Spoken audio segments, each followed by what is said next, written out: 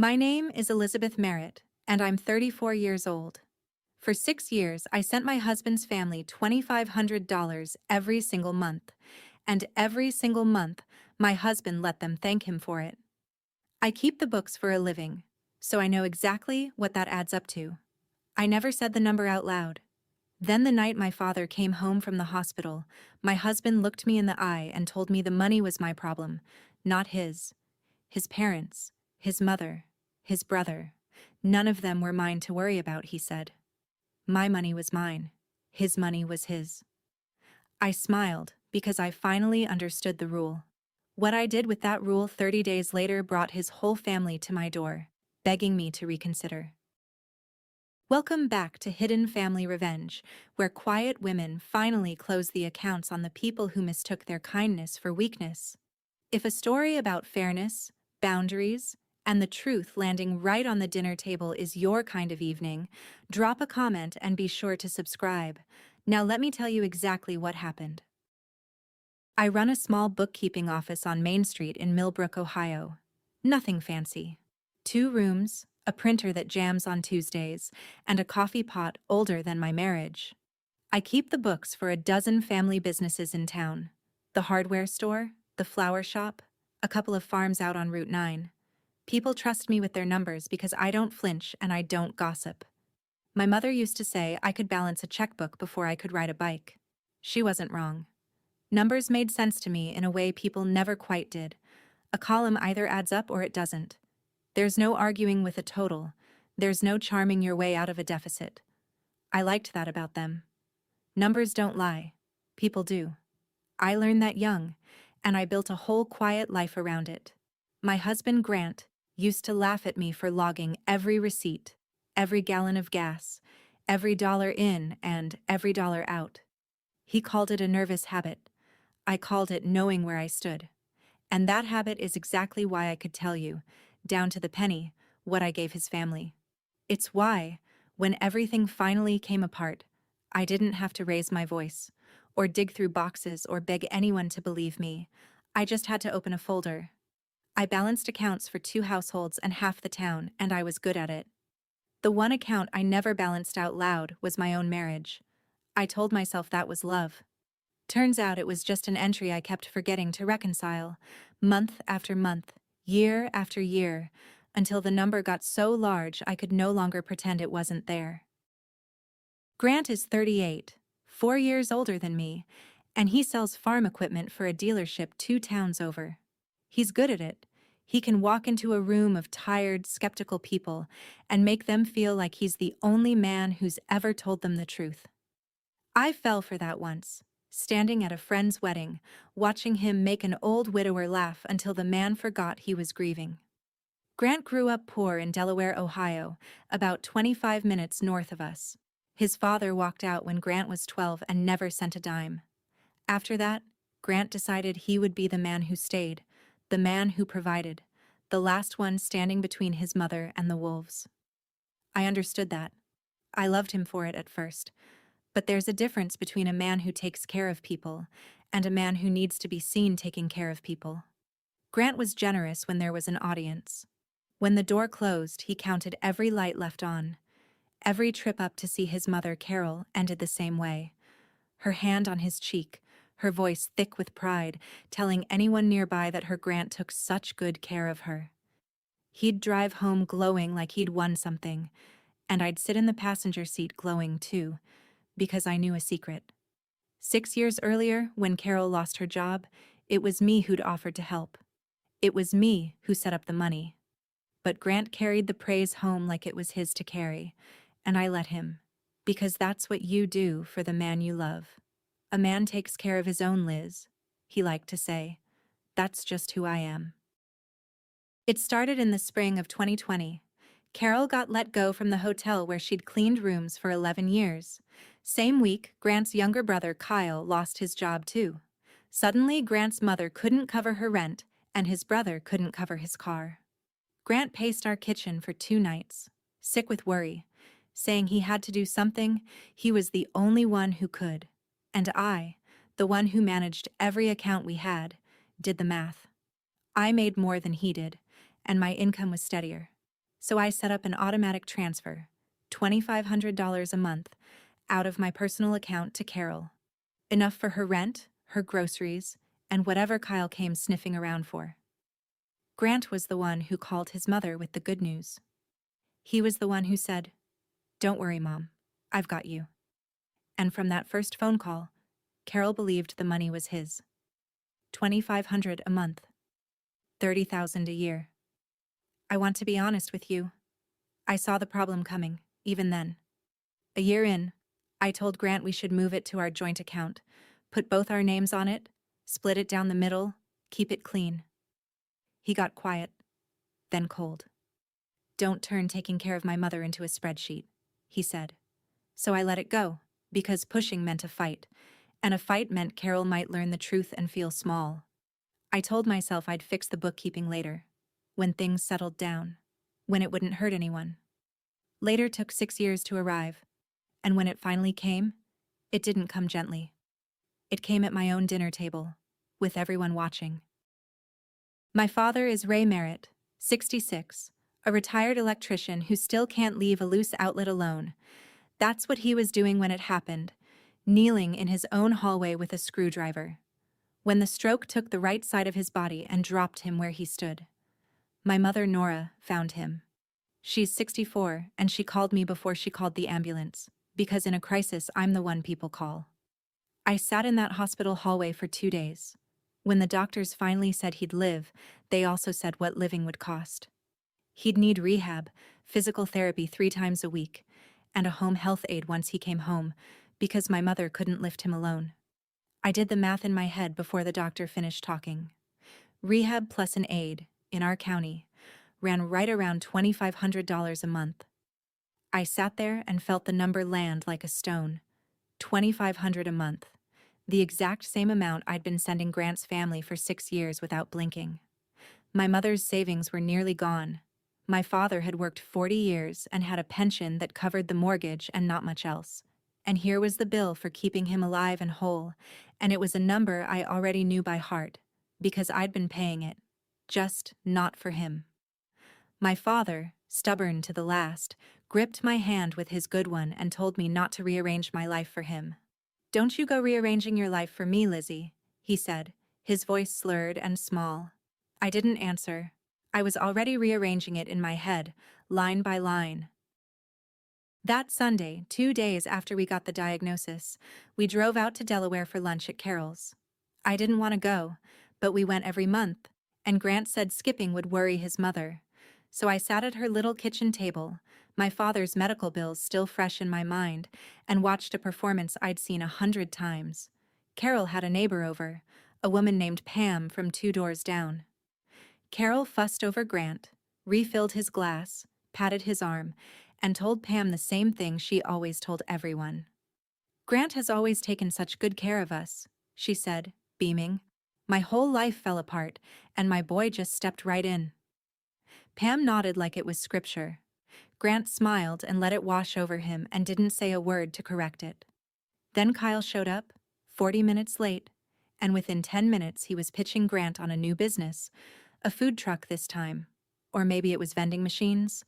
I lost track. He needed a little help getting started. Just a little. Grant nodded along like a king hearing a petition, saying, "We'll see, we'll figure something out." And I sat there doing the arithmetic nobody else in that room knew existed. Every dollar that had ever bought Carol's groceries, every dollar Kyle had ever burned on a bad idea, had come out of my account, under my name, while these people thanked my husband for his generosity. I smiled and passed the potatoes. Somebody has to keep the receipts. That afternoon, driving home, Grant was glowing again, and I stared out the window and thought about my father in his hospital bed, and I felt something in me quietly, permanently, begin to change. I waited until we were home and the day had wound down. I made tea. I sat across from him at our own kitchen table, the one in Millbrook, and I did what any wife should be able to do. I asked for help. "Grant," I said, "my dad needs a lot of care now. It's going to be about $2,500 a month for rehab and an aide. I was thinking, maybe this month, we point the family help toward my parents instead." or we split it. Whatever feels fair. I kept my voice even. I framed it as us, as a team, as two people who'd promised to carry each other's burdens. I didn't accuse. I didn't remind him whose money it really was. I just asked. He set his mug down and didn't look at me. He said it wasn't a good time. He said his mother depended on that money, and he couldn't just pull it out from under her. When I said my father depended on care too, he rubbed his forehead like I was giving him a headache. "Let's not do this tonight," he said. "We'll talk about it at dinner this week. Everybody's coming anyway." I should have felt relief. Instead, I felt something cold slide down my spine, because I knew my husband. Grant didn't handle things privately when he could handle them in front of an audience.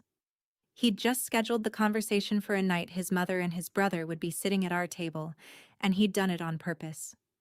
I nodded and cleared the mugs. I should have known better than to give that man an audience, but I didn't fight it. I just started, quietly, to prepare. Not for a fight, but for the truth. Thursday, everyone came to our house in Millbrook. Carol, Kyle, and Kyle's wife, Brenda, all crowded around our dining table while I served a roast I'd been too tired to want to make. I let the meal settle before I said anything. Then, gently, I brought it up. I told them my father had a stroke, that he was home now, that his care ran about $2,500 a month, and that our family was going to need to shift some things around to help him. I looked at Grant when I said it, giving him the opening to be a husband. He didn't take it. He set down his fork, and I watched him decide, right there, to protect his image, instead of his wife. Carol's face had already tightened at the words "shift some things around." Grant saw it. And rather than touch the money he told everyone he provided, he chose the cruelest, cleanest exit he could find. He looked at me across our own table, in front of his mother, and he said it slow, like he wanted it to stick. "Your parents. Your problem," he said. "Your money is yours. My money is mine." The table went quiet. Carol nodded, actually nodded, and said, "That's only right. Each family takes care of its own." She had no idea she'd just voted to cut her own lifeline. Kyle mumbled his agreement, reaching for more bread. Brenda studied her plate, and I sat very still, because inside me, in that ledger I keep where no one can see it, a line was being drawn under 6 years of entries. I didn't cry. I didn't argue. I felt, of all things, a strange clarity, like the moment a long column of numbers finally resolves into a single, undeniable sum. He wanted his money to be his. Fine. I could respect a rule. I just don't think he understood that I was the one who'd been keeping the accounts all along, and that a rule cuts in every direction, including the one he never saw coming. They stayed another hour. I refilled water glasses and laughed at Kyle's jokes and played the good hostess, because the roast wasn't the only thing I'd learned to serve cold. When the last car pulled out of our driveway, Grant loosened his belt and dropped onto the couch, satisfied, like a man who'd handled something. I stood in the kitchen doorway, drying a dish that was already dry, and I looked at him. "All right," I said. "Then let's live by your rule." He glanced up, half smiling, thinking I meant peace, thinking I'd folded. "Good," he said. "I'm glad you get it, Liz. A man can't be everything to everyone." I set the towel down.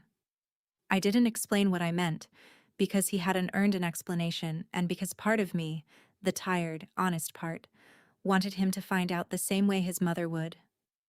I went into my little home office off the hallway, closed the door, and opened my laptop. There it was, the way it had been for 6 years. An automatic transfer, $2,500, scheduled from my personal account to Carol on the 1st of every month. My cursor hovered over the button that would cancel it. It would have been so easy to click it right then, in the heat of it. But I don't work in heat. I work in facts. Before I changed a single thing, I wanted the whole picture in front of me. I wanted every number lined up, dated and undeniable, so that when the day came, and I already knew it was coming, I wouldn't be a bitter wife making accusations. I'd be an accountant reading from the record. So I didn't click. Not yet.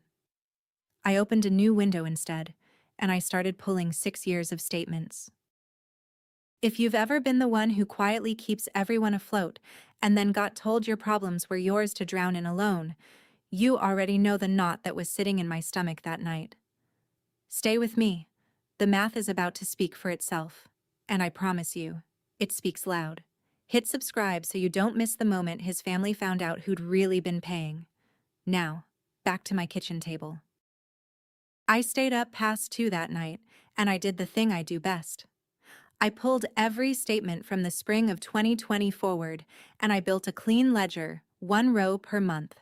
$2,500 over and over, marching down the page in a straight, honest line, 72 of them. I added it up 3 times because a number that big deserves to be checked. $180,000. That's what 6 years of quiet giving comes to when you finally stop looking away from it. $180,000, and not one single dollar of it had Grant's name anywhere near it. Not the account, not the transfer. Nothing. I sat back and looked at that total glowing on my screen, and I'll tell you what I felt. Because it surprised me. It wasn't rage. It wasn't even really about the money. It was grief.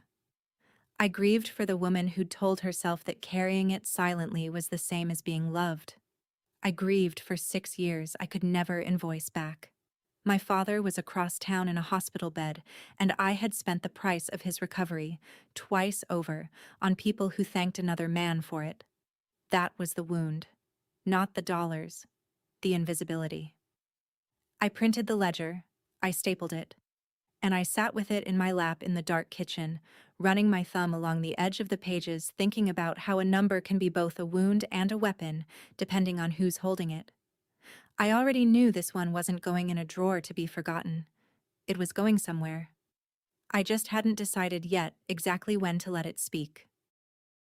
The next morning, before the coffee was even done, I sat down and did what 6 years of politeness had never let me do. I canceled the transfer.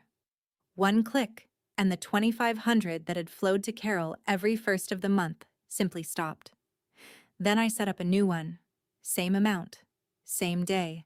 Pointed at a care account I opened for my parents. Rehab. The aid.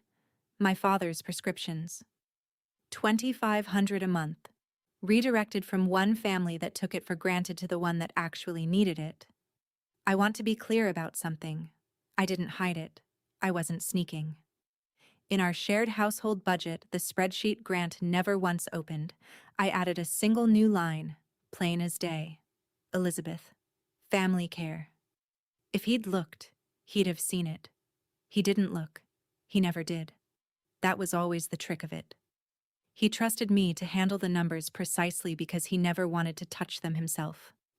I also did one more thing. The careful thing. The thing my whole profession is built on. I called my father's clinic and had them draw up a proper contract for the home aid, with rates and hours and my name as the responsible party, all in writing. If I was going to redirect the money, I'd do it right, on paper, above board. No spite, no revenge, not yet. Just a woman finally paying a bill that was always supposed to have a name on it. I didn't cut anyone off to punish them. I just stopped quietly funding a lie. And the beautiful, terrible thing about a lie you've been funding for 6 years is this.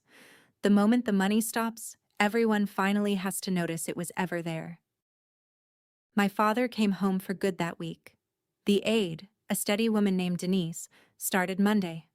She got him up, got him moving, ran him through the exercises my mother couldn't manage on her own. And for the first time since the stroke, my mother slept through a night. I drove over every evening, 10 minutes across town, past the hardware store, past the church, and I sat with my dad while he did his therapy.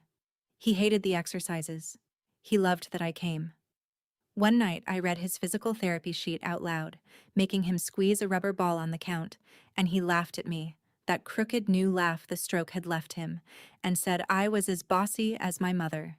It was the best sound I'd heard in months. He asked me once, quiet, where the money for all this was coming from.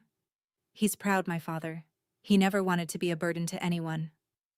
I took his good hand and I told him the truth. Or enough of it. It's coming from where it's supposed to, Dad, I said. From me. From family. He looked at me a long moment and didn't push. He just nodded and squeezed my hand with what strength he had.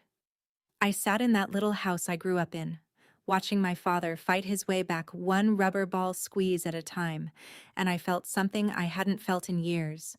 For the first time in 6 years, my money was going exactly where I decided it should go. Not where I was expected to send it. Not where it would win applause for someone else. Where it mattered. And 2 counties over, a woman was about to check her mailbox and find that the check she counted on had a name on it after all. Just not the name she thought. The first of the month came and went, and for the first time in 6 years, no money landed in Carol's account. She noticed fast. Money you don't earn, you watch very closely. By the third, she'd called Grant twice. I only heard his side, standing in the hallway while he paced our living room. "What do you mean it's not there?" he said. "It's always there." "Are you sure you're looking at the right account, Mom?" I watched my husband try to reassure his mother about a transfer he had never once set up, never funded, never even understood.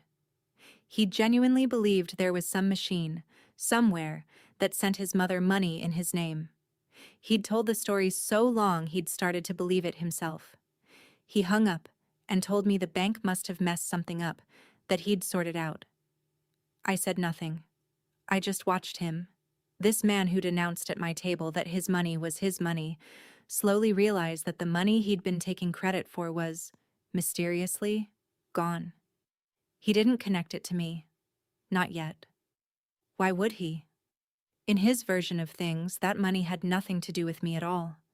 It was his gift, his burden, his proof that he was the man his father never was. He spent that whole evening on hold with the bank, getting nowhere, growing more agitated, muttering that something was wrong with the system. Something was wrong, all right. But it wasn't the system. The system was working perfectly. For the first time in 6 years, it was doing exactly what its owner had told it to do. And its owner was sitting 10 feet away, watching her husband search everywhere for an answer that was standing right in front of him. It took Grant 3 days to start looking in his own accounts, and of course he found nothing, because there was nothing to find. I heard him in the office scrolling, clicking, huffing. Finally, he came to me holding his phone like it had betrayed him. "Liz," he said, "there's no record of the money to my mom, in any of my accounts. The bank must have deleted the whole history. Can you look?" He handed me the numbers because that's what he always did. He handed me the numbers. I looked. I scrolled through his checking, his savings, the card statements. Then I set the phone down and looked at him. "There's no record in your accounts," I said, "because it never came from your accounts." He blinked. "What are you talking about?" he said. "Of course it did. I've been sending my mother money for 6 years. I kept my voice level, the way you'd read a bad diagnosis to someone gently." "No," I said. "You told everyone you did. But you told me, at that table, that your money is yours and my money is mine. I've never touched your money, Grant. Not once. This was never coming from you." I watched it start to reach him. Slow, like cold water finding a crack. His mouth opened and closed. He said my name like a question. And I just held his gaze and let the silence do the arithmetic he'd been avoiding for 6 years. His face went from confusion to a kind of gray, dawning dread, the look of a man standing on a floor that's just been revealed to be a ceiling. He didn't understand the whole of it yet, but he understood enough to be afraid. And he was right to be. That night, while Grant slept the thin sleep of a worried man, I went into my office and I made the thing that would end all the pretending. I took the ledger I'd printed, 72 months, $180,000, every transfer dated and stamped from my personal account, and I slid it into a plain manila folder. Then I took a marker and I wrote across the tab in my own steady hand, "Holloway Family Support, 2020 through 2026. I want you to hold that folder in your mind because it matters more than anything I said out loud in this whole story. It wasn't a diary. It wasn't a bundle of feelings. It was a record. Cold, dated, undeniable. The kind of document that doesn't care how anyone feels about it. I set it in the top drawer of my office desk, squared it up neat, and closed the drawer. And standing there in the dark, I heard Grant's words again, the way I'd been hearing them for a week. My money is mine. I actually set it back to the empty room, quiet, testing the shape of it. My money is mine. He'd handed me a rule at my own table, thinking it was a wall to keep me out. He never realized he'd handed it to the one person who could read exactly what it was worth. Everyone keeps a folder like this one, somewhere. The record of what they gave and never got thanked for. The tally of every quiet sacrifice. Most people's folders are just resentment they carry in their chest. Mine happened to be true, and dated, and stapled. I didn't open it again that night. I didn't need to. I just needed to know it was there, waiting, loaded, for the moment someone in that family finally accused me out loud, because I already knew, the way I know a column will balance before I finish adding it, that they would. Kyle felt it next, and Kyle felt it hard. It turned out my brother-in-law had been quietly leaning on that monthly money for years, not just the pitches he made to Grant's face, but a steady undertow of borrowed cash that Carol passed along to him from what she thought was her son's generosity. When Carol's money dried up, so did Kyle's.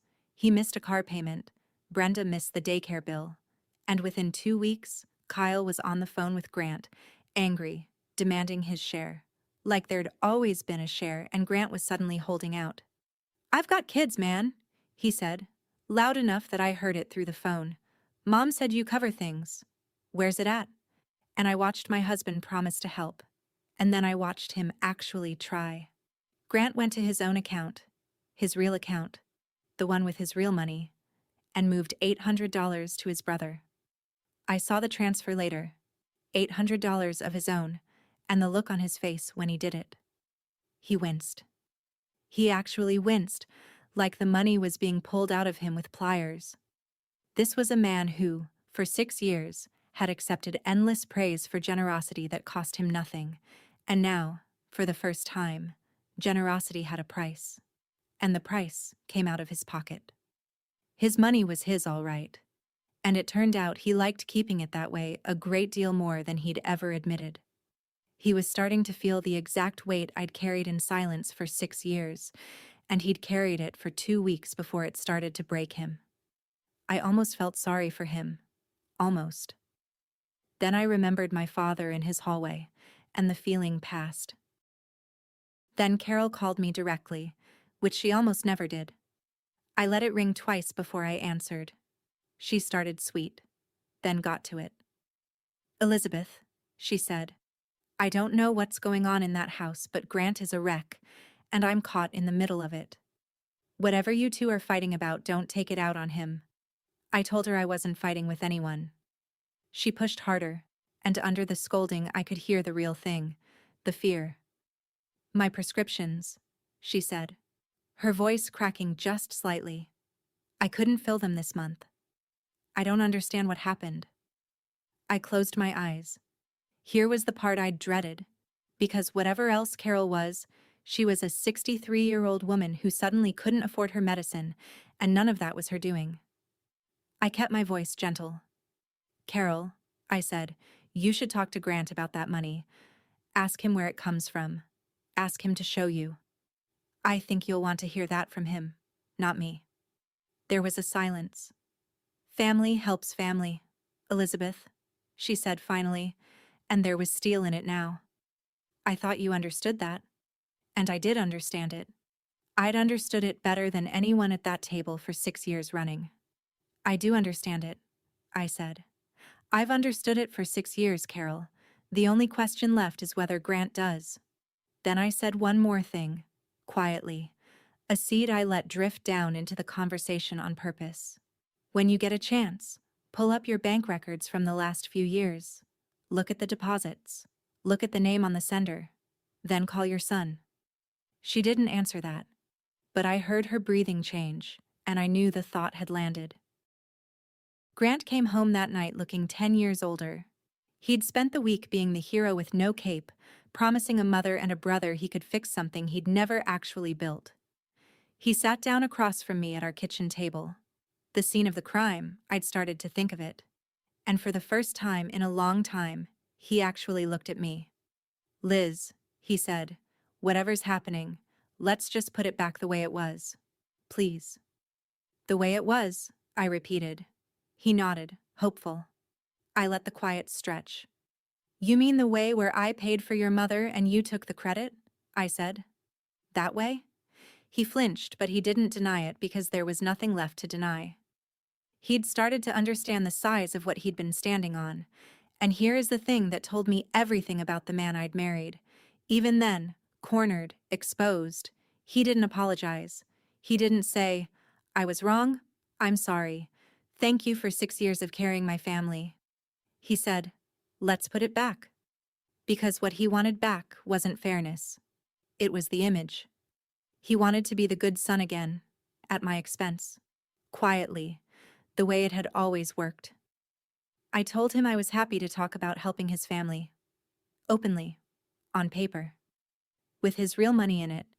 And my father taken care of first. He got quiet at that. He wasn't ready to pay for his own legend.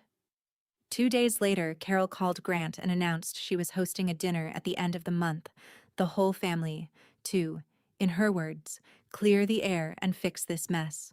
She set it for the 30th. The stage was built. The date was set. And I already knew I'd be bringing the folder. The days before that dinner had a strange, still quality, like the air before a storm you can already smell. I didn't sharpen any knives. I didn't rehearse any speeches. What I did was make one more clean copy of the ledger, a fresh printout, crisp and readable, because if it came to it, I wanted the pages to be easy for a frightened woman to read across a dinner table. That was the only preparation I made.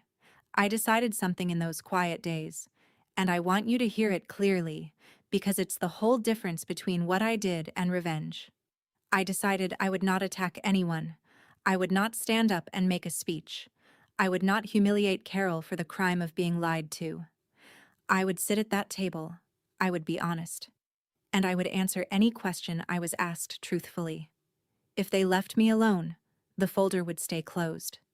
But if they came for me, if they stood in that room and called me the selfish one, the one who abandoned family, the one who broke everything, then I would simply, calmly, set the record on the table and let the numbers answer for me.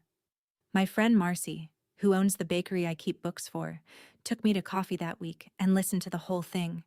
She's blunt in the way only a woman who's raised 3 sons can be. "Liz," she said, stirring her coffee, "they are going to blame you the second you walk in that door. You know that. Bring the folder." I told her I hoped I wouldn't need it. She just looked at me over her cup. I brought it anyway. The night before the dinner, Grant tried one last thing. He waited until I was getting ready for bed.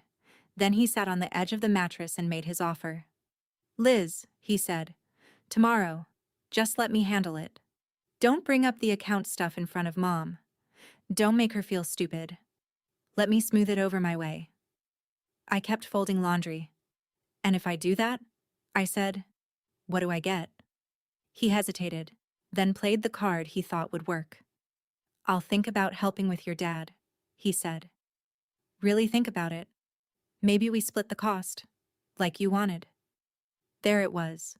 He'd take the thing he owed me anyway.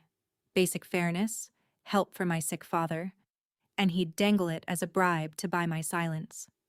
My father's recovery, offered as hush money. I set down the shirt I was folding and I looked at my husband. "You made the rule, Grant," I said. "At my table. In front of your family. Your money is yours. My money is mine. So let's live by your rule. I'm not going to lie for your image. I've already paid enough for it." He stared at me like he didn't recognize me, and maybe he didn't, because the woman he married was the one who kept everything quiet to keep everyone comfortable. That woman had balanced her last silent account. I won't lie for you, I said again, softer. But I won't attack you either. Tomorrow's up to you. If nobody accuses me of anything, that folder in my bag stays shut. He didn't sleep much that night. I slept fine. When you've already decided to only tell the truth, there's nothing left to lie awake about. Before I drove out to Delaware the next evening, I stopped by my parents' house, the way I did every day. My mother had heard something was going on. Mothers always do. And she was worried, wringing a dish towel at the sink. "Lizzie," she said, "I don't want you making trouble with Grant's family on account of us. We'll manage somehow." It broke my heart a little because that's exactly how it always works. The people who deserve the help are the ones who beg you not to make a fuss. I hugged her and told her nobody was making trouble. Then I went and sat with my dad. He was in his chair by the window, stronger than he'd been in weeks, and when I told him where I was headed, he studied me with those sharp eyes the stroke hadn't touched. "Lizzie," he said, slow and clear, "you spent 6 years being fair to those people." He paused to catch the words. "Be fair to yourself now. You don't owe anybody your silence." I sat with that. My whole life, I'd equated being good with being quiet, being loved with being useful, keeping the peace with keeping the receipts to myself. And here was my father, half a body still learning to work again, telling me that fairness runs both directions or it isn't fairness at all. I kissed the top of his head. I told him I'd be home to see him tomorrow. Then I picked up my bag, the manila folder tucked inside where I could feel its weight against my hip, and I drove north to Delaware, 25 minutes of dark highway, toward a dinner table where I'd spent 6 years staying quiet. And where, tonight, I finally wouldn't.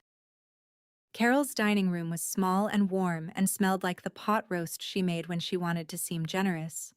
Everyone was already there when I arrived, Carol at the head of the table, Kyle and Brenda along one side, and Pam, the neighbor from 2 doors down, invited, I understood immediately, as a witness. Carol had stacked the deck. She wanted an audience for whatever reckoning she'd planned, someone from the community to nod along while the family set the selfish daughter-in-law straight. Grant stuck close to me, hovering, nervous, a man who could feel the ground shifting and didn't know which way to jump. We sat. Carol served. And for about 10 minutes, we all performed a stiff, miserable version of a normal family dinner, forks scraping, small talk dying on the vine. Then Carol set down her serving spoon, folded her hands, and began.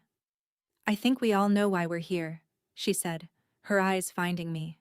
"Things have gotten difficult this past month. Money's been tight for me and for Kyle, tighter than it's been in years. And I think it's time we talked, as a family, about how we got here." She let that sit. The clock on her wall ticked into the silence. Pam looked back and forth between us like she was at a tennis match. And I understood, with perfect clarity, that the whole room believed they already knew the answer to Carol's question. They thought they knew exactly who to blame. They'd built the evening around it. I folded my own hands in my lap, right over the top of my bag, and I felt the corner of the folder through the canvas. They were about to be introduced to the numbers. I just waited for one of them to say the word that would open the drawer. It was Kyle who said it first, because Kyle was never one to wait his turn. He put down his fork and pointed it, loosely, in my direction. "Let's just be honest," he said. "Everything was fine until Elizabeth got in Grant's ear and made him cut Mom off. That's what happened." Brenda nodded beside him. Carol's mouth pressed into a thin line of agreement. "After everything Grant has done for this family," Kyle went on, warming up, "his own wife turns around and pulls the rug out the second things get hard. Who does that?"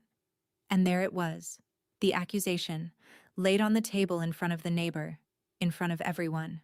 The selfish one, the rug puller.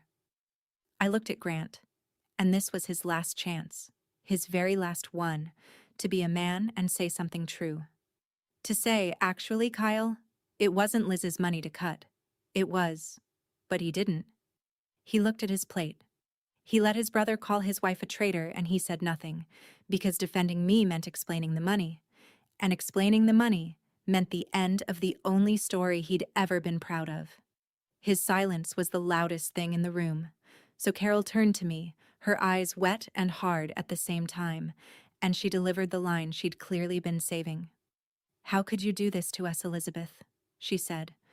"After all these years of Grant taking care of me, how could you take that away?" I set down my water glass. I looked at the faces around that table, every one of them certain, every one of them wrong, and I reached into my bag. "Grant," I said quietly, not taking my eyes off his mother. "Do you want to tell them? Or should I?" The room went still. Grant's head came up. Everyone was looking at him now, because I'd handed him the moment, out loud, in front of the witness he'd have to answer to. "Tell us what?" Carol said, glancing between us, the certainty in her face flickering for the first time. I kept my hand in my bag, resting on the folder, not pulling it out yet. I meant what I'd decided. I gave him the exit. "Grant," I said again, gentle as I could make it. "This is your chance. You can tell your mother the truth yourself. It'll be better coming from you." I watched him. I watched my husband sit at his mother's table with the whole thing balanced on his tongue, and I watched him weigh it. The truth, and what the truth would cost him. His mother's pride, his brother's respect. 6 years of being the man his father never was. He looked at me, and for 1 second I thought he might do it. Then his jaw tightened and he looked away. And he chose the same thing he'd chosen at my table a month before. He chose the image. He said nothing. He let the silence stretch until it curdled, until his mother's confusion turned back toward me, until the room decided, again, that I was the problem. And that was the moment I stopped waiting. He'd had every chance. I'd given him more grace than he'd earned. "My money is mine," he'd told me. Fine. Then this record is mine too. I drew the manila folder out of my bag and set it on the table, squared it with the edge, and opened it to the first page, where 6 years of the truth sat waiting in a straight, dated line for anyone in that room brave enough to read it. I turned the folder around so it faced Carol and slid it across the table until it rested in front of her. I didn't raise my voice. I didn't stand. I just spoke. The same even way I'd read a P&L to a nervous shop owner 100 times. "Carol," I said, "that's a record of every dollar sent to you since the spring of 2020. Every month. You can read it yourself." She looked down at the pages, then back at me, not understanding. I kept going, slow and plain. $2,500 a month, I said, for 72 months. It comes to $180,000. And if you look at the top of each statement, at the account it came from, you'll see whose name is on it. Carol's hand moved to the folder. She pulled it closer. The whole table was silent, leaning in, Pam included. Carol found the account holder's name at the top of the first statement, and she read it, and I watched her face change. It didn't say Grant. It said Elizabeth Merritt. Every page. Every month. 6 years. My name, my account, my money, sitting under a mountain of praise that had all gone to her son. "That money never came from Grant," I said, still quiet. "Not once. Not a single dollar. I sent it, out of my own account, every month for 6 years, and I let him tell you it was him because I thought that was what love looked like." Kyle had gone pale. Brenda's mouth was open. Pam, the witness Carol had invited to shame me, sat frozen with a forkful of pot roast halfway to her mouth. And Carol just kept turning pages, slower and slower, her fingers trembling, as $180,000 of a story she'd told herself for 6 years quietly came apart in her hands. She looked up at her son. And in that look was the beginning of a question none of them had ever thought to ask. Carol's voice came out small and cracked. "But Grant," she said, looking at her son with the pages still shaking in her hand. "Grant has always taken such good care of us." She said it like a prayer she was watching fail. And that line, the line she'd said to Pam 100 times, to neighbors, to anyone who'd listen, the line I'd sat through for 6 years with a smile, landed in that room and shattered. because now everyone at the table could see the account holder's name, and it wasn't his. Grant exploded. He shoved his chair back so hard it screeched against the floor and cracked into the wall. "This is insane," he shouted, on his feet now, red to the ears. "You're going to sit in my mother's house and humiliate me? Over money? What's mine is the family's. Liz, that's how marriage works. You don't get to—" And he kept going, louder, faster, grabbing for every excuse at once. It was our money. It was the household. It didn't matter whose account. He was a tornado of noise, spinning through every version of the story that might save him. And I sat perfectly still in my chair, hands folded on the table, and I let him burn himself out. When he finally ran out of air, I looked at him, and I gave him back his own words, quiet, exact, and without a trace of heat. "Your money is yours," I said. "My money is mine. You said it at my table, in front of all of them. I'm only living by your rule." The room went dead silent. Every face turned from me to Grant and stayed there. Pam set down her fork. Kyle wouldn't look at his brother. And Carol. Carol slowly lifted her hand off Grant's arm, the arm she'd been clutching for support, and she drew it back into her lap like she'd touched something hot. She didn't apologize to me. Not then. She was too far inside her own shock. 6 years of gratitude collapsing into 6 years of being quietly, tenderly deceived by the son she'd bragged about to the whole street. But she let go of him. In that room, in front of the witness she'd chosen, she let go of her son. And that was the whole ballgame.